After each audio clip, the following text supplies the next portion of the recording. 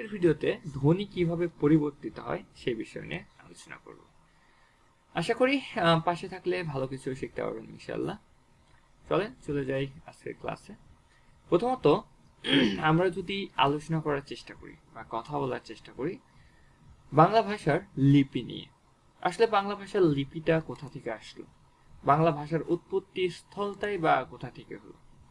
তার আগে আরেকটা বিষয় বলে নেওয়া উত্তম, আমাদের আজকের যে স্লাইডটা দেখছেন সেটা সম্পূর্ণ বিদ্যাবাড়ির একটা স্লাইড ছিল, এটা ইউজড পাবলিক স্লাইড থেকে নেওয়া। আর এই স্লাইড থেকে আমরা আজকের এই পুরো ক্লাসটা কভার করব। ওকে, বাংলা ভাষার লিপি অর্থাৎ বাংলা লেখার যে রূপটা সেটা কোথা থেকে আসছে? ভারতীয় থেকে ব্রাহ্মী এবং খরচটি, যেটা আমরা আলোচনা করেছি ইতোমধ্যে, সারদা, নাগর এবং কুটিল থেকে আসছে কি বাংলা। তাহলে এটা এইভাবে আসতে পারে যে বাংলা ভাষা আসছে কুটিল থেকে, যদি কুটিল অপশনে থাকে। কুটিল থেকে আমরা আবার এদিকে যাইতে পারি, যেটা হচ্ছে ব্রাহ্মীতে যাইতে পারি। ব্রাহ্মী থেকে যাইতে পারি আবার কিসে? ব্রাহ্মী থেকে যাইতে পারি ভারতীয়। আর আরবি যে ভাষাটা আসছে, যেটা আমরা আলিফ বা তাস লিখি না, এটা হচ্ছে তোমার কই থেকে লেখা হয়। এটা আমরা কিন্তু এই বাম দিক থেকে লিখি না, এটা লিখি আমরা এইভাবে ডান দিক থেকে লেখা হয়, এই জন্য এগুলাকে বলা হয় খরচটি। আর যে ভাষাটা বেসিক্যালি আমরা হচ্ছে বাম দিক থেকে লিখি সেটাকে বলি ব্রাহ্মী লিপি। আশা করি বিষয়টা বুঝতে পারছেন। সো কালকের ক্লাসটা যারা করেননি তাদেরকে বলতেছি যে আপনারা আগে কালকের ক্লাসটা করে আসেন, তারপরে এই ক্লাসটা জয়েন করেন, নাহলে এখানে অনেক কিছু মিস করে যাবেন। সো চলেন পরবর্তী স্লাইডে আমরা চলে যাই। সো আজকে আমাদের আলোচ্য বিষয় হচ্ছে ধ্বনির পরিবর্তন। ক্লিয়ার? ওকে, ধ্বনির পরিবর্তনে যদি আমরা আসি প্রথমত, তাহলে এখানে আমরা কি কি পাচ্ছি? বেসিক্যালি ধ্বনি কেন পরিবর্তন হয় আমাদের এটা আগে জানতে হবে। দ্রুত বা অসাবধানতার ফলে আমরা মুখ থেকে যে আওয়াজ বের করে ফেলি, সেই আওয়াজের যে একটা পরিবর্তন করে ফেলি আমরা, একদম যদি সহজ বাংলা ভাষায় বলি, সেই পরিবর্তনকে আমরা বলতে পারি ধ্বনির পরিবর্তন। তাহলে সাধারণভাবে বা দ্রুত কথা বলার সময় আমরা পাশাপাশি ধ্বনির একে অপরের প্রভাব বিস্তার করে যে শব্দের আদিতে, মানে এটা হইতে পারে শব্দের শুরুতে, শেষে হইতে পারে, মধ্য হইতে পারে, যে পরিবর্তন করা হয়, এবং অন্য ধ্বনির আগমনও হইতে পারে, লোপও হইতে পারে। এই যে পরিবর্তনটা আমরা করছি, যেমন আমরা যদি বলি স্কুল, স্কুল থেকে আমরা কি বলি? স্কুল। তাহলে এই যে আমরা স্কুল থেকে স্কুল বলতেছি, তাহলে এখানে আমরা একটা ধ্বনির পরিবর্তন করে ফেলছি। সো বেসিক্যালি এই কথাই বোঝাতে যাচ্ছিলাম। যেমন আমরা বলি, যদি বলি আজ, আজ থেকে আমরা বলতে পারি আইজ। তাহলে এই যে আজ থেকে আমরা আইস বলতেছি, তাহলে এই যে আইস বললাম, আরেকটা ই ধ্বনি নিয়ে আসলাম। সো এই ই ধ্বনি নিয়ে আসার ফলে কি হলো? এটা আমাদের ধ্বনির পরিবর্তন হয়ে গেল। এই যে ধ্বনির পরিবর্তন হচ্ছে, আমরা কথা বলার জন্য ধ্বনিকে পরিবর্তন করছি। সো এই ধ্বনির পরিবর্তন নিয়ে আজকে আমরা বেসিক্যালি আলোচনা করব। সো আশা করি বিষয়টা ক্লিয়ার। এখনো পুরোপুরি ক্লিয়ার হইতে পারি নাই, সো আমরা ক্লাস করলে ক্লিয়ার হইতে পারবো আশা করি। সো তারপরে চলেন আমরা পরবর্তী স্লাইডটা দেখি, তাহলে বুঝতে পারবো।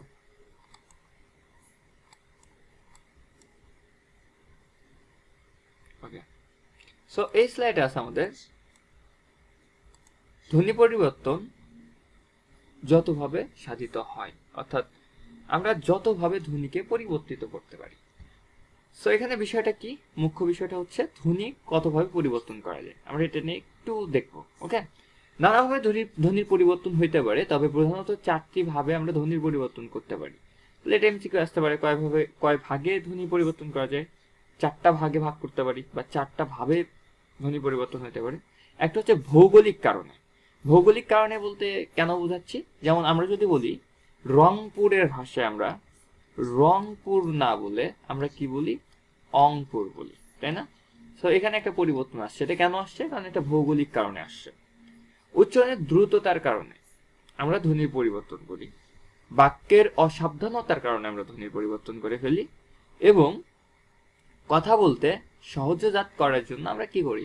ধ্বনি পরিবর্তন করে ফেলি। তাহলে আমরা এই 4টা কারণে বেসিক্যালি ধ্বনির পরিবর্তন করে ফেলি। সো বিষয়টা আশা করি বুঝতে পারছেন যে কয়টা কারণে আমরা ধ্বনির পরিবর্তন করে ফেলি। সো এখান থেকে প্রশ্ন আসতে পারে কয় কারণে ধ্বনি পরিবর্তন হয়, 4টা কারণে হয়।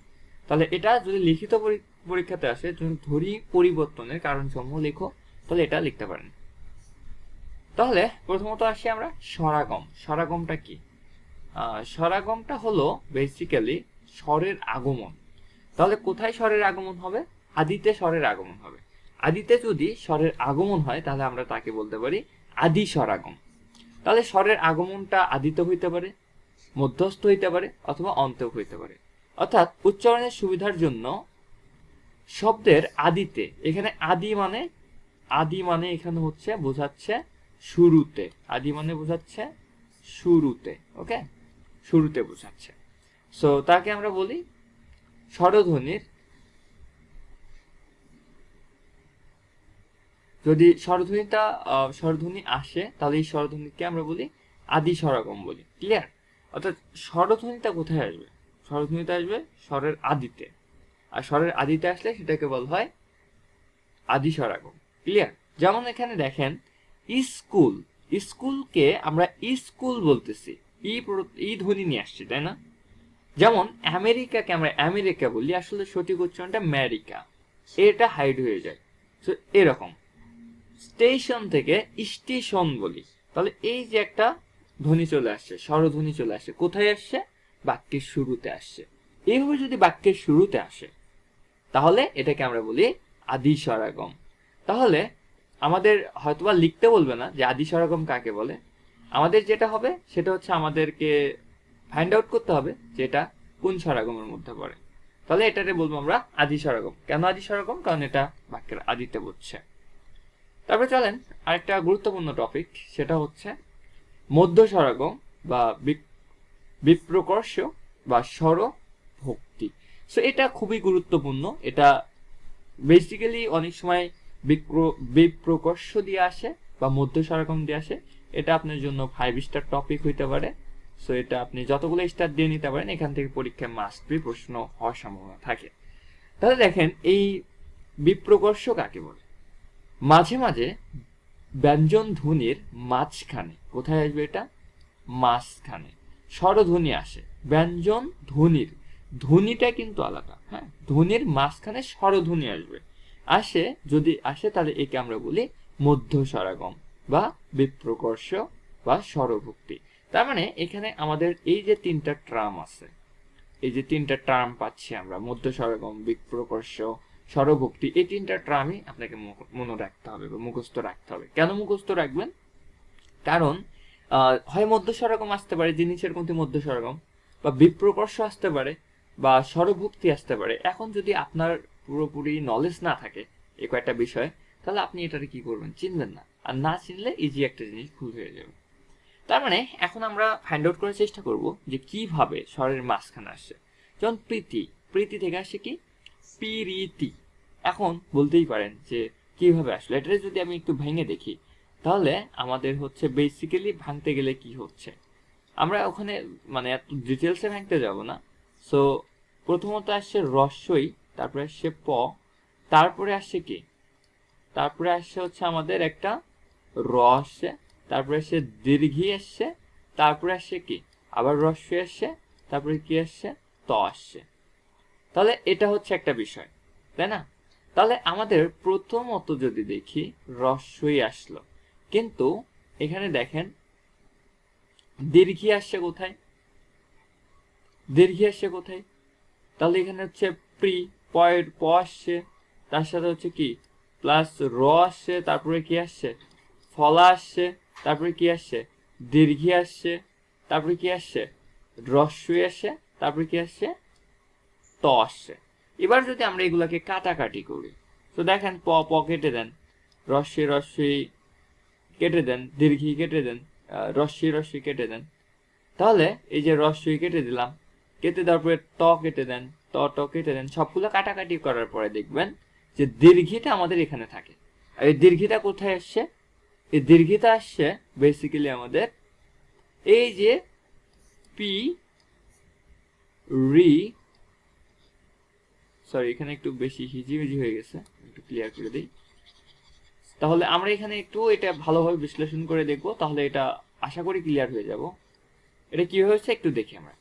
দেখেন এখানে আমরা বলতেছি যে প্রি, এখানে কি আসছে বেসিক্যালি, এখানে আসছে হচ্ছে প, প এর সাথে কি আসছে র আসছে, মানে র ফলা আসছে যেটাকে বলি, প্লাস কি আসছে দীর্ঘি আসছে, তাই না, একটা দীর্ঘি আসছে, প্লাস কি আসছে ঋষি আসছে, তারপরে কি আসছে ত আসছে, তাই তো। তাহলে এখানে দেখেন এটাকে আমরা সংক্ষিপ্ত করে ফেলছি। এখানেও যদি আপনি ভাঙেন, এই যে রস্বইতে কি হয়, রস্বইতে হচ্ছে ঋষি, তাহলে আমরা রস্বই নিতে পারি। তারপরে কি আসছে র আসছে, যেটাকে র ফল আমরা পাইছিলাম। তারপরে কি আসছে দীর্ঘি পাচ্ছে, দীর্ঘি আসছে, দীর্ঘিতে কি হয় দীর্ঘি হয়, এই যে এখানে দীর্ঘি আসছে। তারপরে কি আসছে ঋষি আসছে, তারপরে কি আসছে ত আসছে। তার মানে দেখেন এখান থেকে যদি এটা আর এটা কেটে দেয়, এটা প্লাস হচ্ছে এই যে এখান থেকে আমরা আরেকটা পাইছি না, এই যে এটা, এটা কেটে দেন, তারপর এখান থেকে প প কেটে দেন, তারপর হচ্ছে এই রস্য এটা কেটে দেন, তাহলে কি আসতেছে বেসিক্যালি এখানে রয় দীর্ঘি আসতেছে। তার মানে এখানে আমরা দীর্ঘি পাচ্ছি, দীর্ঘিটা কই আসছে বাক্যের এই যে মাঝখানে আসছে, এই জন্য এটাকে বলা হচ্ছে মধ্য স্বরাগম। এই জন্য এটাকে কি বলা হচ্ছে, এই জন্য এটাকে বলা হচ্ছে মধ্য স্বরাগম। আশা করি বিষয়টা ক্লিয়ার হয়েছে।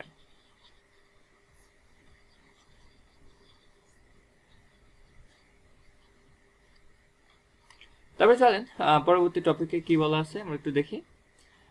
অন্তঃস্বরাগম, অন্ত মানে হচ্ছে কি শেষে, অন্ত মানে হচ্ছে আমাদের শেষকে বোঝায়। ওকে, তাহলে শেষে কোনটা আসে, শেষে যেটা আসে সেটাকে বলে অন্তঃস্বরাগম।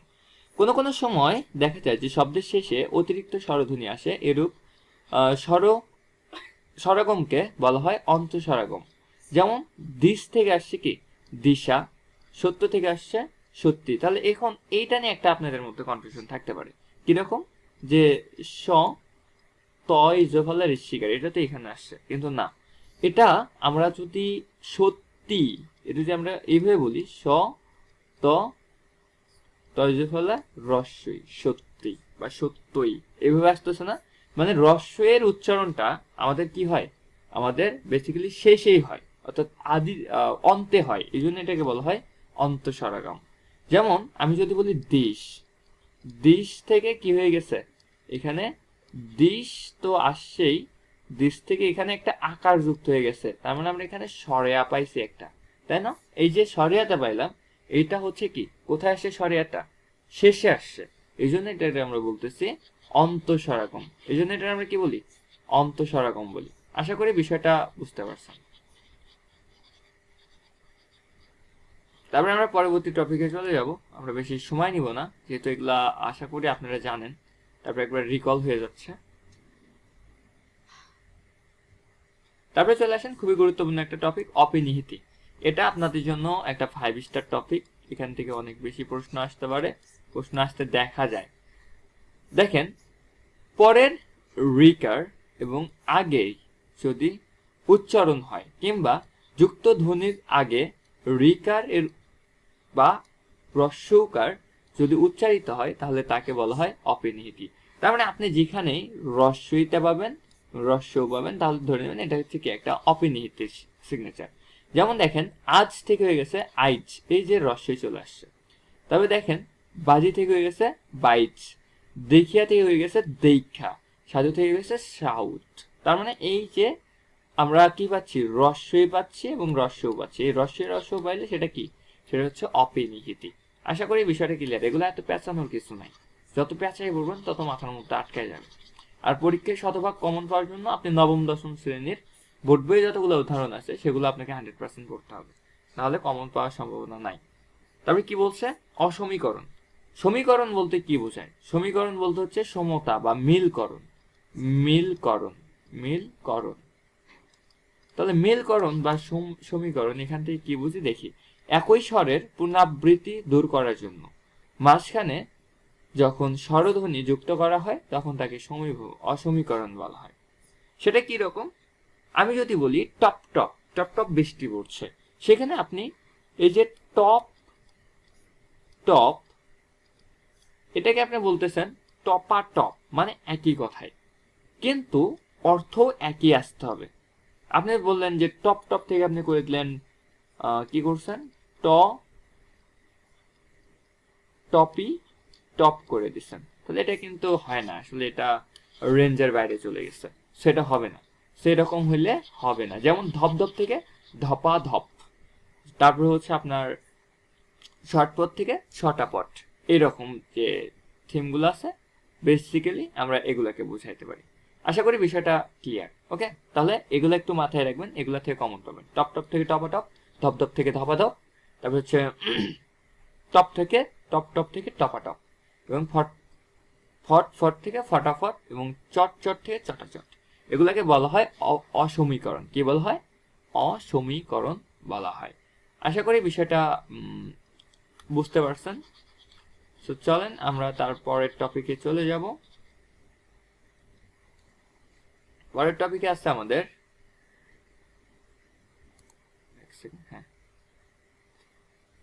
স্বরসঙ্গীত। মানে স্বরসঙ্গীত বলতে যেটা বোঝাচ্ছে সেটা হচ্ছে কি, একটি স্বরধ্বনির প্রভাবে শব্দের অপর স্বরের পরিবর্তন ঘটলে তাকে স্বরসঙ্গীত বলা হয়। তার মানে একটি স্বরের প্রভাবে আরেকটি স্বরের কি হবে, পরিবর্তন হবে। যেমন দেখেন, দেশি থেকে হয়ে গেছে দেশি, বিলাতি থেকে হয়ে গেছে বিলিতি। তার মানে এখানে দেশি থেকে দেশি, বিলাতি থেকে বিলিতি। সো এগুলো কি স্বরসঙ্গীত, এগুলো কি স্বরসঙ্গীত।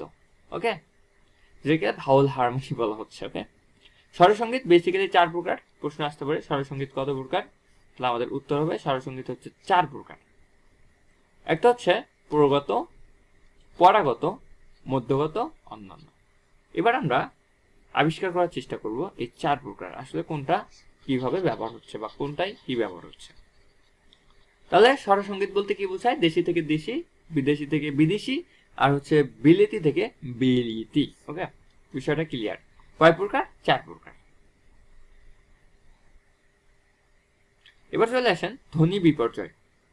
ধ্বনির বিপর্যয় মানে কি? ধ্বনির হচ্ছে একটা অভাব লক্ষ্য করবে। ওকে, শব্দের মধ্যে দুটো ব্যঞ্জনের পরস্পর পরিবর্তন ঘটলে, কিসের মধ্যে পরিবর্তন ঘটবে? ব্যঞ্জন বর্ণের মধ্যে, অর্থাৎ ব্যঞ্জনের মধ্যে পরস্পর ধ্বনির পরিবর্তন ঘটলে তাকে আমরা বিপর্যয় বলি। যেমন এটা কি রকম হইতে পারে? এটা হচ্ছে ধরেন একটা ব্রেঞ্চ, মাথায় রাখেন এটা একটা ব্রেঞ্চ, ব্রেঞ্চের এখানে আপনি বসছেন, এখানে আপনি আপনার ফ্রেন্ড বসছে। সো এই ফ্রেন্ডটা এখানে আসবে আর এই ফ্রেন্ডটা এখানে যাবে, এই যে একটা পরিবর্তন করলো তাদের মধ্যে, এটাকে বলা হচ্ছে কি ধ্বনি বিপর্যয়। যেমন দেখেন এখানে বাক্স, বাক্স থেকে কি হয়ে গেছে, এই যে শটা, এই শটা কি হয়ে গেছে এখানে আসছে, এবং এই কটা কি হয়ে গেছে পরবর্তীতে চলে গেছে। তার মানে দুইজন পরিবর্তন হয়েছে। এই যে দেখেন রিস্কা, রিক্সা থেকে রিস্কা, এই যে দেখেন রড পরে কটা ছিল, কটা শেষে চলে গেছে, আর এই দন্ত শটা ছিল, শটা কই আসছে, এটা মাঝখানে চলে আসছে। এটাকেই বোঝানো হচ্ছে, অর্থাৎ দুইজন ব্যক্তি এর পজিশনে চলে যাবে, এর পজিশনে চলে যাবে, এটাই বেসিক্যালি এটাকে বলা হচ্ছে। ওকে, আশা করি বিষয়টা ক্লিয়ার। তাহলে এটাকে আমরা কি বলতে পারি? ধ্বনি বিপর্যয়, মানে ধ্বনির কি অবস্থানে পরিবর্তন যেটাকে বলা হয় সেটাকে আমরা বলতেছি কি ধ্বনির বিপর্যয় বলতেছি। আশা করি বিষয়টা ক্লিয়ার। ওকে, তবে আসেন সমীভবন। সমীভবন এটা অনেকটা শোনা শোনা টপিক মনে হইতে পারে, আবার ভাইবেন না যে রসায়নের কোনো টপিক পড়াচ্ছি। আচ্ছা, দুটো সমবর্ণের মানে একই বর্ণের একটির পরিবর্তে একটির পরিবর্তনকে সমীভবন বলা হয়। অর্থাৎ ধরেন দুইটা বর্ণ আছে, দুইটার মধ্যে একটা গায়েব করে দিব, গায়েব করে দেওয়ার ফলে যেটা থাকবে সেটাকে বলা হচ্ছে। যেমন দেখেন শরীর থেকে কি হয়ে যাচ্ছে, এই যে এখানে শরীর, এখানে র, এখানেও র, দুইটা রর মধ্যে একটা র বাদ দিয়ে আমরা ল নিয়ে আসতেছি, শরীর।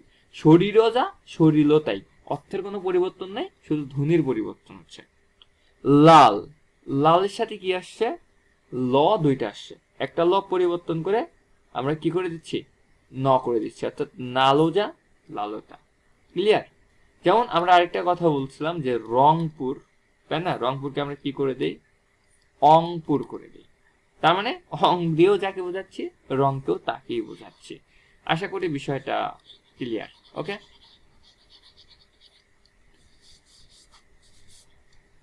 তারপরে চলেন দেখি আমাদের পরবর্তী টপিকে কি আছে। সমীভবন। এটা হচ্ছে বিষমীভবন ছিল, পরেরটা হচ্ছে কি আমাদের সমীভবন। আমি কি এটাকে কি ভুল করে সমীভবন বলে ফেলছি নাকি? আচ্ছা সমীভবন বলে সরি, এটা হচ্ছে বিষমীভবন ছিল। ওকে, পরেরটা হচ্ছে সমীভবন। এটা কি? এটা হচ্ছে সমীভবন। তাহলে দেখেন সমীভবন কি? শব্দের মধ্যস্থ দুটি বর্ণ বা দুটি ভিন্ন ধ্বনি হইলে, বর্ণ না, দুটি ভিন্ন ধ্বনি হলে একে অপরের প্রভাবে স্বল্প বিস্তারের সমতা লাভ করবে, মানে অল্প পরিমাণ লাভ করবে, অল্প পরিমাণ ছড়ায় যাবে। এর ব্যাপারকে বলা হয় সমীভবন। যেমন দেখেন ধর্ম থেকে হয়ে গেছে ধম্ম, তার মানে গল্প থেকে হয়ে গেছে গপ্প, জন্ম থেকে গেছে জন্ম। বিষয়টা এরকম যে ধর্ম যখন বলছি, ধর্ম থেকে গেছে কি ধ ময় ময় হয়ে গেছে, তার মানে লাস্টে যে বর্ণটা আসছে ওটা দ্বিত্ব হয়ে যাবে। ওকে, ওটা কি হয়ে যাবে? দ্বিত্ব হয়ে যাবে। যেমন গ লয় পয় থেকে হয়ে গেছে কি গ পয় পয় হয়ে গেছে গল্প। যদি এখন বলি অ লয় পয় অল্প, কি হয়ে যাবে? অ পয় পয় হয়ে যাবে। বিষয়টা এরকম। ক্লিয়ার? আশা করি বুঝাইতে পারছি। ওকে, সেটা একটু মাথায় রাখতে হবে। এটা মুখস্থ বিদ্যা, এগুলা আসলে ব্যাকরণের পার্টটাই মুখস্থ বিদ্যা, অ্যানালজিরও বিষয় থাকে। সে অ্যানালজি বিষয়গুলো একটু আমাদের লক্ষ্য করতে হবে। যেমন এখানে দেখেন প্রকার, সমীভবন কত প্রকার? সমীভবন হচ্ছে 3 প্রকার। একটা হচ্ছে প্রগত, পরাগত এবং অন্যান্য। এবার আমরা দেখব যে প্রগত, পরাগত এবং অন্যান্য গুলা কি কি, এটা কিভাবে হয়। তাহলে আমরা সমীভবন বুঝলাম। সমীভবন মানে কি? সমীভবন মানে হচ্ছে আমাদের বেসিক্যালি দুইটা ধ্বনির একে অপরের কি করবে? প্রভাবে স্বল্প বিস্তার লাভ করবে, অর্থাৎ পরিবর্তন হয়ে দ্বিত্ব হয়ে যাবে। তাহলে সেটাকে আমরা বলতে পারি কি? সমীভবন বলতে পারি। আর অসমীভবন কাকে বলবো? অসমীভবন বলতে বিষমীভবন। বিষমীভবন হচ্ছে একই বর্ণ দুইটা হইলে একটাকে পরিবর্তন করবো, মানে এটার হচ্ছে ওটার একটা বিপরীত রূপ। এখানে আমরা যেটা বলতেছি বিষমীভবনে, যে ধরেন র আমরা দুইটা পাইছি, একটা র বাদ দিয়ে কি করে দিচ্ছি? ল করে দিচ্ছি। তারপরে আমরা ল দুইটা পাচ্ছি, একটা ল বাদ দিয়ে আমরা একটা ন করে দিচ্ছি। আর ওখানে কি হচ্ছে? আমরা হচ্ছে ল আর প যুক্ত পাচ্ছি, এই দুইটারে আমরা হয় লয় লয় বানাই দিব, নাহলে পয় পয় বানাই দিব। মানে একটা থেকে দুইটা থাকলে একটা থেকে ক্রস করতেছি, আবার আরেকটাতে সমীভবনে মানে সমতা করার জন্য দুইটারে কি করতেছি? অ্যাডজাস্ট করতেছি। তাহলে বিষমীভবনে আমরা বলতে পারি এটা হচ্ছে দুইজনের জোড়া থাকলে, ধরেন এরা হচ্ছে জোড়া, এই জোড়ারে ভেঙে ফেলা। আর হচ্ছে সমীভবন মানে যেটা আমরা বুঝতেছি, সমীভবন মানে হচ্ছে দুইটারে সমান করা।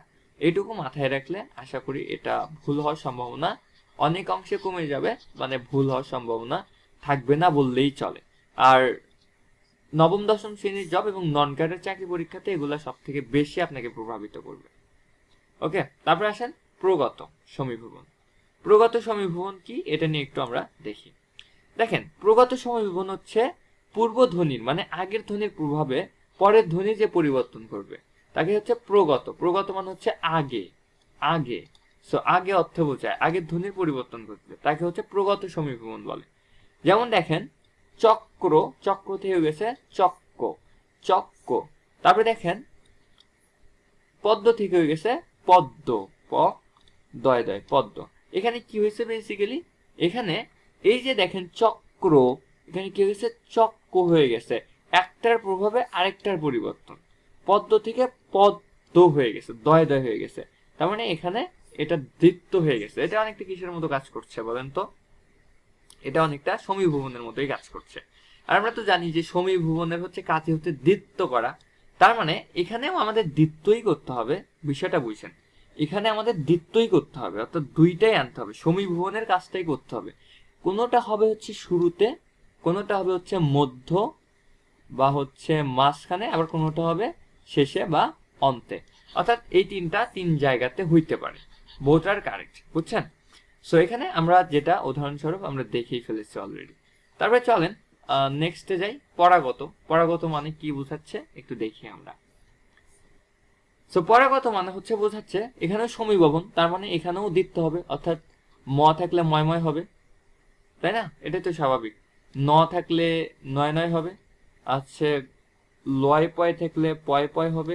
এখানে সেম সমীভবনই ঘটবে, কিন্তু পরাগত যখন পূর্ব ধ্বনির প্রভাবে পরবর্তী ধ্বনি, মানে পরাগত মানে কি পরবর্তী ধ্বনির পরিবর্তন হয় তখন তাকে বলা হয় পরাগত সমীভবন। তাহলে পরাগত সমীভবনটা কি, যেমন ধরেন হচ্ছে জ নয় ময়, এখানে কি আসছে ন যোগ ম আসছে, কিন্তু সমীভবনের নিয়ম হচ্ছে ম যোগ ম করে দিতে হবে। তাহলে কি করে দিতে পারি আমরা, জ ময় ময় করে দিতে পারি।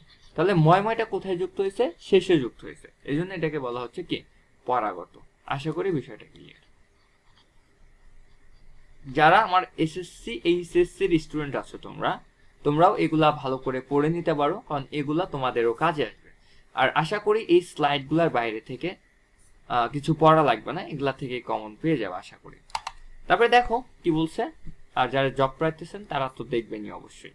অন্যান্য সমীভবন, তাহলে আমরা তিনটা পড়ছিলাম, একটা হচ্ছে কি প্রগত যেটা হচ্ছে শুরুতে, তারপরে পেলাম হচ্ছে পরাগত অর্থাৎ শেষে, এবার অন্যান্য।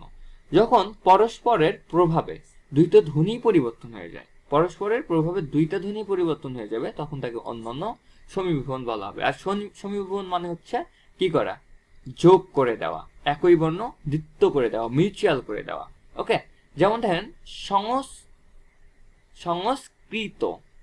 সংস্কৃত, সংস্কৃত থেকে কি হয়ে গেছে প্রকৃত স্বচ্ছ। তার মানে এখানে যেটা হয়েছে, অন্যান্য বলতে যেটা বোঝানো হয়েছে, দেখেন একবারেই কিন্তু পরিবর্তন। এখানে হচ্ছে সংস্কৃত, এখানে সংস্কৃত পরিবর্তে আসছে প্রকৃত, তার মানে একটারও মিল নাই এখানে, যেটা অন্যান্য সমীভবন হয়েছে। সমীভবন যে হয়েছে এটা কেমন বুঝবেন, এখানে দেখেন দন্ত সর সাথে কিন্তু চয় চয় আসছে। আর আমরা জানি যে সমীভবনের নিয়মই হচ্ছে একই বর্ণকে দ্বিত্ব করে ফেলা, চয় চয় করে ফেলা। তাহলে এটা কোথায় হইতে পারে, এটা যদি আমার বাক্যের শুরুতে হইতো তাহলে এটাতে বলতাম হচ্ছে, যেমন যদি বলতাম যে শয় শয় চ, তাহলে এটাতে বলতাম হচ্ছে প্রগত। আর যদি হচ্ছে এটা সাপোজ এক্সাম্পল বলতেছিলাম যে চয় চয় ন, তাহলে এটা মধ্য। আর এখানে বলতেছি স চয় চয়, এটা শেষে হয়েছে, এবং তার সাথে আগের যেটা আছে সেটা কি মিলেই না, এটা একদম অন্য থেকে আসছে বা অন্য জায়গা থেকে আসছে, এই জন্য এটা আমরা বলতেছি কি অন্য সমীভবন। একদম টেকনিক করে মনে রাখবেন, একদম বইয়ের গদবাঁধা নিয়ম যদি মনে রাখতে যান তাহলে হচ্ছে এটা বেসিক্যালি মনে না থাকাটাই স্বাভাবিক। সো যখন আপনি এইভাবে পড়বেন, রিলেটেড করে পড়বেন, নিজের মতো করে পড়বেন, তখন দেখবেন এগুলো আপনার ক্লিয়ার হয়ে যাচ্ছে। ওকে, তবে দেখেন দ্বিত্ব ব্যঞ্জন, দ্বিত্ব ব্যঞ্জনটা অনেকটা মজার একটা ব্যঞ্জন, আমার কাছে ভালো লাগে, কারণ এটা দেখলেই চেনা যায় যে এটা দ্বিত্ব ব্যঞ্জন হয়েছে। কখনো কখনো জোর দেওয়ার জন্য শব্দের অন্তর্গত ব্যঞ্জনের দ্বিত্ব উচ্চারণ করতে হয়, তাকে আমরা দ্বিত্ব ব্যঞ্জন বলে থাকি। বা ব্যঞ্জনের দ্বিত্ব উচ্চারণ, যেমন পাকা, পাকা, পাকাকে আমরা কি বলতে পারি, পাকাকে বলতে পারি পাকা। অর্থাৎ এখানে দেখেন কয় কিন্তু দ্বিত্ব হয়ে গেছে। সকাল থেকে আমরা বলতে পারি সকাল, এখানে ক কিন্তু দ্বিত্ব হয়ে গেছে। তার মানে এখানে বোঝাচ্ছে একটা দ্বিত্ব জোর দিয়ে বোঝাচ্ছে যে পাক্কাই হবে, সকালেই হবে, এমনটা বোঝাচ্ছে এখানে। তো এটা তেমন একটা পড়ার কিছু নেই, এটা দ্বিত্ব যে হয়েছে এটা দেখলে বোঝা যায়। এগুলা খুব একটা আমাদেরকে প্যারা দিবে না আশা করি। তারপরে কি আছে দেখেন ব্যঞ্জন বিকৃতি। ব্যঞ্জন বিকৃতি বলতে কি বোঝায়, ধরেন আমি হচ্ছে এখানে একটা মানুষ যদি অ্যাড করে দিই, সাপোজ এর হচ্ছে একটা দুইটা হাত আছে, এখন যদি কোনো কারণে এর এই হাতটা কেটে যায় তাহলে কি হয়ে গেছে, এক সাইড ওর কেটে গেছে, তার মানে এই কি হয়ে গেছে বিকৃতি হয়ে গেছে, দেখতে কেমন জানি দেখা যাবে। এই যে যদি কোনো অর্থে দেখেন বা শব্দে দেখেন যে পুরো একটা শব্দ থেকে একটা অংশ উধাও হয়ে গেছে বা কোনো একটা বর্ণই উধাও হয়ে গেছে, তার মানে ওটা আমরা বলবো কি ব্যঞ্জন বিকৃতি। তার মানে একটু সংজ্ঞাটা দেখেন, শব্দের মাধ্যমে কোনো সময়, শব্দের মধ্যে কোনো সময় ব্যঞ্জন পরিবর্তন হয়ে নতুন ব্যঞ্জন ব্যবহৃত হয়, তাকে বলা হচ্ছে ব্যঞ্জন বিকৃতি, অর্থাৎ ব্যঞ্জনের পরিবর্তন হয়ে যাচ্ছে। যেমন দেখেন কপাট থেকে হয়ে যাচ্ছে কপাট, তাহলে এখানে কি পাইছি, ক পাইছি, বা পাইছি, ট পাইছি। তাহলে এখান থেকে যখন আমরা পরিবর্তন করছি তখন কি হয়ে যাচ্ছে, ক হচ্ছে এই বটা পরিবর্তন হয়ে আমরা হয়ে পাচ্ছি কি প পাচ্ছি। তাহলে ব পুরোই কাটা গেল এবং উঠে গেছে, যাওয়ার পরে কি আসছে এখানে প আসছে। এই যে আমরা প পাইলাম, তারপরে কি হয়েছে, ব্যঞ্জনের পুরো বিকৃতি হয়ে গেছে না, অর্থটা কি হয়ে গেছে, অর্থ এক থাকলেও মানে শব্দটাই চেঞ্জ হয়ে গেছে। যেমন হচ্ছে ধোবা, ধোবা, ধোবা থেকে যদি আমরা বিকৃতি করি তাহলে কি পাই আমরা, ধোপা, কি পাই আমরা, ধোপা পাই। যেমন ব থেকে পুরো বই উধাও করে দিচ্ছি আমরা, দিয়ে প নিয়ে আসছি। তার মানে এই যে একটা ব্যঞ্জনই আমাদের গায়েব করে দিতে হচ্ছে, একটা ব্যঞ্জনকে আমরা তুলে দিচ্ছি। এই যে ব্যঞ্জনকে তুলে দিচ্ছি, এই তুলে দেওয়ার প্রক্রিয়াকে আমরা বলতেছি ব্যঞ্জন বিকৃতি। আশা করি ব্যঞ্জন বিকৃতিটা কি বুঝছেন। তারপরে সাজেশন থাকবে নবম দশম শ্রেণীর বাংলা ব্যাকরণ থেকে উদাহরণ সবগুলা পড়ে নেবেন, নাহলে কট খাওয়ার সম্ভাবনা আছে। আর যদি বিগত সালের সবগুলা প্রশ্নের সমাধান করতে পারেন তাহলেও ভালো একটা কমেন্ট পাওয়ার সম্ভাবনা থাকে। আর আমি প্রশ্ন ব্যাংক সলভিংও দিয়ে দেবো ইনশাল্লাহ। তাহলে দেখেন ব্যঞ্জন বিচ্যুতি ওই অনেকটা রিলেটেড সেম টপিকের মতোই পড়ে, যে ব্যঞ্জন বিচ্যুতিটা কি। পাশাপাশি সম উচ্চারণের দুটো ব্যঞ্জন ধ্বনি থাকলে একটি লোপ পায়। মানে ধরেন এর আগে আমরা পড়ছিলাম কি, সকাল পড়ছিলাম, সকাল পড়ছিলাম, তাই না? সকাল, তার মানে পাশাপাশি দুইটা ব্যঞ্জন এক জায়গায় আছে। এরকম দুইটা ব্যঞ্জন এক জায়গায় থাকলে আমরা কি করে দেবো, একটা তুলে দিতে পারি এরকম। যেমন দেখেন এখানে বউ দিদি, তার মানে দিদি দুইটা আসছে, তাহলে দুইটা আসলে একটাকে আমরা তুলে দিব, মানে বিচ্যুত করে ফেলবো। বিচ্যুত মানে কি, বিচ্যুত মানে হচ্ছে কোনো কিছু থেকে কেটে ফেলে দেওয়া। তাহলে আমরা যদি এটা কেটে ফেলে দেই তাহলে কি হয়ে যায়, বৌদি, বউ দিদিও যা বৌদিও তাই, এখানে কিন্তু কোনো পরিবর্তন নাই। বড় দাদা কি হয়ে যায়, বড় দাদা, বড় দাদার থেকে যদি একটা দা বাদ দিয়ে দাও তাহলে কি হয়ে যায়, বড়দা, তাহলে বড়দাও যা বড় দাদাও তাই। এখন আশা করি এই বিষয়টা ভুল হওয়ার কথা নয়। আর এগুলা সব থেকে ঝামেলার জায়গা কোনগুলা, কোনটা ব্যঞ্জন বিচ্যুতি হচ্ছে, আর কোনটা সমীভুবন হচ্ছে, কোনটা হচ্ছে আবার স্বরাগম হচ্ছে, এগুলো একটু ধরে রাখাটা কঠিন হয়ে যায়। সো আশা করি এটা আমরা বুঝতে পারছি। তারপরে দেখি আমরা পরবর্তীতে কি আছে, অন্তর্নিহিতি। অন্তর্নিহিতিটা কি এটা একটু দেখি। পদের মধ্যে কোনো ব্যঞ্জন ধ্বনির লোপ পেলে, মানে কোনো ব্যঞ্জন ধ্বনি যদি চলে যায় তাকে আমরা বলি অন্তর্নিহিতি। ধরো তোমার অন্তর থেকে তোমার প্রিয় মানুষটা চলে গেছে, তাহলে কি হলো, তোমার অন্তরের নিহত হয়ে গেল না অন্তরটা। ঠিক এটা এরকম অর্থে ব্যবহার হয়েছে, যেটাকে আমরা বলতেছি কি অন্তর্নিহিতি বলতেছি। যেমন এখানে আমরা ফাল্গুন লয় গয় পাইছি, এখান থেকে হয়ে যায় কি, এখান থেকে হয়ে যায় আমাদের ফাগুন হয়ে যায়। তার মানে আমাদের কি হারাই গেছে, লটা হারাই গেছে। তারপরে আমরা যদি পরবর্তীতে ফল হার, ফলাহার, ফলাহার ঠিক হয়ে গেছে ফলার হয়ে গেছে, তার মানে হাটা উধাও হয়ে গেছে, তাই না? তারপরে যদি দেখি আলাহিদা, আলাহিদা থেকে হয় ঋষি উধাও হয়ে গেছে, হয়ে আলাদা হয়ে গেছে। তার মানে এটাকে আমরা বলতেছি অন্তর্হিতি, মানে হচ্ছে কি অন্তর থেকে একটা চলে গেছে, এমন অর্থে ব্যবহার করা গেছে। আশা করছি বোঝা পারছুনি। আশা করি এখানে না বোঝার কিছু নাই। আমি আমার তরফ থেকে যথেষ্ট চেষ্টা করতেছি খুব সংক্ষেপে বোঝানোর জন্য। তারপরে সাজেশন থাকবে ভালোভাবে ক্লাসটা বোঝার জন্য আপনার বিদ্যাবাড়ির ক্লাসগুলো করে নিতে পারেন, অথবা তাদের কোর্সে এনরোল করতে পারেন, তাদের প্রিমিয়াম যে ব্যাচগুলো আছে। আর আমি তাদেরই একটা শর্ট ভার্সন আমি আমার মতো করে তাদের স্লাইডগুলাই বাংলা পার্টটা আমি আপনাদেরকে ফ্রি যে স্লাইডটা সেটা দেখাই দিচ্ছি। ওকে, সো বাকিটা আশা করি আপনারা এখান থেকে যদি পড়েন, আমার স্লাইডগুলো ফলো করেন, তাহলে আশা করি এগুলা খুব একটা প্যারা দিবেন আপনাদের, এটা আপনারা পারবেন আমি জানি, কারণ এটা খুব একটা সমস্যার সৃষ্টি করবে না। সো এতক্ষণ যেগুলো আমরা দেখলাম অ্যাট এ গ্লান্স, এখন যদি একটু আমরা প্রথম থেকে দেখি তাহলে যেটা পাবো আমরা, যে ধ্বনি পরিবর্তন। ধ্বনি পরিবর্তনটা বেসিক্যালি কি, ধ্বনি পরিবর্তনটা কোথা থেকে আসছে, ধ্বনি পরিবর্তনটা আসছে আমাদের হচ্ছে ধ্বনিকে পরিবর্তন করার মাধ্যমে। অর্থাৎ আমরা দ্রুত কথা বলার সময়, অথবা আমরা হচ্ছে কথার মানে কথা সুন্দরভাবে বলার জন্য বা শুদ্ধভাবে বলার জন্য বা কথাকে সহজভাবে বলার জন্য মাঝে মধ্যে নিজের কিছু পরিবর্তন ঘটাই ফেলি, সেই পরিবর্তনকে বলা হচ্ছে ধ্বনির পরিবর্তন। এই ধ্বনির পরিবর্তনটা হতে পারে বাক্যের শুরুতে, বাক্যের মধ্যে হতে পারে, বাক্যের শেষে হতে পারে। এখানে কোনো নতুন শব্দ আসতে পারে, আবার কোনো নতুন শব্দ চলেও যাইতে পারে, বা কোনো বর্ণ এখানে এসে বসতে পারে, কোনো বর্ণ চলে যেতে পারে, কোনো ধ্বনি এসে বসতে পারে, আবার সেই সাথে কোনো ধ্বনি চলেও যেতে পারে। এটাই বলতেছি ধ্বনির পরিবর্তন। তারপরে দেখেন ধ্বনির পরিবর্তনকে আমরা 4 ভাগে ভাগ করতে পারি। একটা হচ্ছে ভৌগোলিক কারণে, যেমন আমরা রংপুরের মানুষ, রংপুরকে বলি অংপুর, তাহলে এটা একটা ধ্বনির ভৌগোলিক অবস্থার জন্য পরিবর্তন। আর দ্রুত উচ্চারণের জন্য আমরা স্কুলকে বলে থাকি স্কুল, এটা হচ্ছে আমার সুবিধার জন্য বলে থাকি। আর বাক্য অসাবধানতার জন্য বলে থাকি বা ধ্বনির পরিবর্তন করে ফেলি, অর্থাৎ কথা বলতে সহজ করার জন্য আমরা ধ্বনির পরিবর্তন করে ফেলি। তো প্রথমত আসেন হচ্ছে স্বরাগম। স্বরাগমটা কি, স্বরের আগমন ঘটে। স্বরের আগমনটা কিভাবে ঘটে, আদি স্বরাগম কি, আদিতে যখন স্বরের আগমন ঘটবে, অর্থাৎ একটা স্বরের অর্থাৎ একটা বাক্যের শুরুতে যখন নতুন একটা স্বরের আগমন হবে মানে আসবে, তখন তাকে আমরা বলি আদি স্বরাগম। আর এই আদি স্বরাগম উদাহরণ হচ্ছে স্কুল থেকে স্কুল, স্টেশন থেকে স্টেশন। আশা করি বিষয়টা ক্লিয়ার।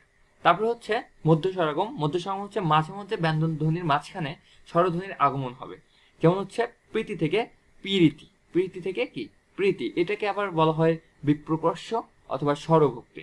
তারপর হচ্ছে অন্তঃস্বরাগম, মানে বাক্যের শেষে যে স্বরধ্বনির আগমন হয় তাকে আমরা বলি অন্তঃস্বরাগম, যেমন হচ্ছে দিশি থেকে দিশা আর সত্য থেকে সৈত্য। তারপর হচ্ছে অপনীতি। অপনীতি হচ্ছে পরের ইকার আগে উচ্চারিত হবে এবং কিংবা যুক্ত বর্ণের আগে উচ্চারিত হবে। তারপরে অথবা দেখবেন যে হ্রস্ব উকার যদি পান তাহলে এটাকে অপনীতি বলা হয়। যেমন আমি সহজ করে বলার জন্য আপনাকে বলতে পারি যে যখন দেখবেন হ্রস্ব ইকারে হ্রস্ব উকার আসে তাহলে ওটা চোখ বন্ধ করে অপনীতি মাইরা দিবেন। তারপরে কি হবে দেখেন, তারপর হচ্ছে অসমীকরণ। অসমীকরণ মানে হচ্ছে ডিসব্যালেন্স সিচুয়েশন যেটাকে বলি, অর্থাৎ সিমিলারেশন, যেটা মিল নাই, তাহলে এটাকে আমরা বলতে পারি অসমীকরণ মানে অসমতা। যেমন অসমতা হচ্ছে একই স্বরের পুনরাবৃত্তি দূর করার জন্য, অর্থাৎ একই স্বর দুইবার ব্যবহার করার পুনরাবৃত্ত যাতে না হয় বা একই স্বর হচ্ছে পুনরাবৃত্ত যাতে না হয় এটার দিকে লক্ষ্য রাখার জন্য আমরা মাঝখানে একটা ধ্বনি যুক্ত করি। যুক্ত করার ফলে যে সমীকরণটা করি সেটা হচ্ছে কি উল্টে যায়। যেমন হচ্ছে top top, top top top top যতই বলেন এটা একই শোনা যাবে। এখানে যখন বলছেন টপা টপ তখন এটা কি হয়ে যাচ্ছে পরিবর্তন হয়ে যাচ্ছে, ধপধপ থেকে ধপাধপ পরিবর্তন হয়ে যাচ্ছে। ক্লিয়ার? তারপরে কি আছে দেখেন, স্বরসঙ্গীত। স্বরসঙ্গীত মানে কি? স্বরসঙ্গীত মানে হচ্ছে একটি স্বরধ্বনির প্রভাবে শব্দের ওপর স্বরের পরিবর্তন ঘটলে তাকে স্বরসঙ্গীত বলা হয়। অর্থাৎ একটি স্বরধ্বনির প্রভাবে শব্দের অপর স্বরের মানে অন্য স্বরের পরিবর্তন ঘটলে তাকে আমরা স্বরসঙ্গীত বলি, মানে গান বলতে পারেন আর কি, স্বরসঙ্গীত যেমন রাখতে পারেন। যেমন দেশি থেকে দেশি, বিলেতি থেকে বিলিতি। ওকে, তারপর হচ্ছে কি স্বরসঙ্গীত চার প্রকার। স্বরসঙ্গীত কয় প্রকার? চার প্রকার। একটা হচ্ছে প্রগত মানে হচ্ছে আগে বসবে, পরাগত মানে পরে বসবে, মধ্যগত মানে হচ্ছে তোমার মাঝখানে বসে, আর হচ্ছে অন্যান্য মানে হচ্ছে একদম এটা কি হয় কোথায় বসে বাক্যের যে কোনো প্রান্তে কোনো মিল ছাড়া বসতে পারে এমন অর্থে বোঝায়। ক্লিয়ার? ধ্বনি বিপর্যয় মানে কি বোঝায়? দুটি শব্দের মধ্যে দুটো ব্যঞ্জনের পরস্পর পরিবর্তন ঘটলে তাকে আমরা ধ্বনি বিপর্যয় বলি। যেমন এক জায়গা থেকে অন্য জায়গায় দুইজনের স্থানান্তর অর্থাৎ জায়গা পরিবর্তন, যেমন বাক্স থেকে বাক্স, রিক্সা থেকে রিক্সা। তারপরে দেখেন সমীভবন কাকে বলে? সমীভবন হচ্ছে আমাদের দুটো সমবর্ণের একটি পরিবর্তনের ফলে যে পরিবর্তন হয়, তো দুটো সমবর্ণের একটির পরিবর্তনকে, দুটো একই বর্ণ, একজন বললো যেহেতু আমরা দুইজন একই পদে নিয়োগপ্রাপ্ত তো আমি আপনার জন্য স্যাক্রিফাইস করে দিলাম, অর্থাৎ একজন চলে যাবে। এই চলে যাওয়াকে আমরা বলতে পারি বিষমীভবন, মানে বিষময় একটা বিচ্ছেদ বলা যেতে পারে। যেমন হচ্ছে শরীর থেকে হয়ে গেছে শরীর, লাল থেকে হয়ে গেছে নাল।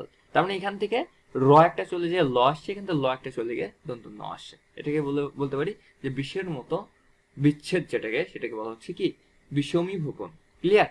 তারপর হচ্ছে আসেন সমীভবন কি? সমীভবন মানে হচ্ছে অ্যাসিমিলারেশনস, মানে হচ্ছে কি এটা হচ্ছে দুইটারে এক জায়গায় করা। ওকে, কিভাবে? যে শব্দের মধ্যস্থ দুটো ধ্বনি, ভিন্ন ধ্বনি একে অপরের প্রভাবে স্বল্প বিস্তার করলে বা সমতা লাভ করলে তাকে আমরা বলতে পারি যে সমীভবন। সমীভবন মানে হচ্ছে আরেকটা বিষয় আমি সহজ করে মনে রাখার জন্য বলি যে একটা বর্ণ দ্বিত্ব হয়ে যাবে। যেমন এখানে ধর্ম থেকে ধম্ম, এই যে লাস্টে যে মটা আসছে এই মটা কি হয়ে গেছে দ্বিত্ব হয়ে গেছে, ধম্ম হয়ে গেছে। গল্প থেকে গপ্প, আর হচ্ছে জন্ম থেকে জন্ম। আর সমীভবন তিন প্রকার, প্রগত, পরাগত এবং হচ্ছে অন্যান্য। তারপরে হচ্ছে প্রগত সমীভবন কি? অর্থাৎ পূর্বের ধ্বনির প্রভাবে পরবর্তী ধ্বনির যে পরিবর্তন ঘটে তাকে প্রগত বলা হয়, যেটা হচ্ছে শুরুতে বসে। যেমন হচ্ছে চক্র থেকে চক্র, পদ্ম থেকে পদ্ম। তারপরে চলে আসেন পরাগত সমীভবন কি? যখন পূর্ব ধ্বনির প্রভাবের পরবর্তী ধ্বনির পরিবর্তন হয় একে বলা হয় পরাগত, যেমন জন্ম থেকে জন্ম হয়ে গেছে। ওকে, তারপরে দেখেন অন্যান্য সমীভবন, যখন পরস্পরের প্রভাবে দুইটাই পরিবর্তন হয়ে যায় তখন তাকে আমরা বলি অন্যান্য সমীভবন। যেমন এখানে সংস্কৃত, এখানে হচ্ছে প্রকৃত, তাই না? এখানে হচ্ছে সত্য, এখানে হচ্ছে স্বচ্ছ, দুটোই একদম ভিন্ন ধর্ম, একে আমরা অন্যান্য সমীভবন বলি। ক্লিয়ার? আশা করি। দ্বিত্ব ব্যঞ্জন। দ্বিত্ব ব্যঞ্জন কি? Long consonant দ্বিত্ববর্ণ। দ্বিত্ববর্ণ হচ্ছে কখনো কখনো জোর দেওয়ার জন্য একই বর্ণ দুইবার উচ্চারণ করা হয়, একে বলা হয় দ্বিত্ববর্ণ। যেমন পাকা থেকে পাক্কা, সকাল থেকে সকাল। তারপর হচ্ছে ব্যঞ্জন বিকৃতি, অর্থাৎ ব্যঞ্জন যদি প্রত্যাহার করা হয় চলে যায় তাহলে সেটাকে বলি ব্যঞ্জন বিকৃতি। যেমন ক কবাট, কবাট থেকে গেছে কি কপাট, অর্থাৎ ব উঠে প হয়ে গেছে। ধোপা থেকে হয়ে গেছে ধোপা, ধাইমা থেকে হয়ে গেছে দাইমা। ওকে, ক্লিয়ার। তারপর হচ্ছে আমরা পাবো হচ্ছে ব্যঞ্জন বিচ্যুতি, মানে ব্যঞ্জনকে বিচ্যুত করে ফেলা, সরিয়ে ফেলা। কেউ হচ্ছে দ্বিতীয় ব্যঞ্জন যদি থাকে বা দুইটা ব্যঞ্জন থাকলে একটা ব্যঞ্জন লোপ হয়ে যাবে। লোপ মানে কি, সরিয়ে ফেলা। যেমন হচ্ছে বৌদিদি থেকে হয়ে গেছে বৌদি, বড় দাদা থেকে হয়ে গেছে বদ্দা। আশা করি বিষয়টা ক্লিয়ার। তারপর হচ্ছে অন্তর্নিহিতি। অন্তর্নিহিতি কি, অন্তর থেকে হিত করে বের করে দেওয়া, তাকে বলা হয় অন্তর্নিহিতি। যখন আমরা দেখব যে দুইটা বর্ণর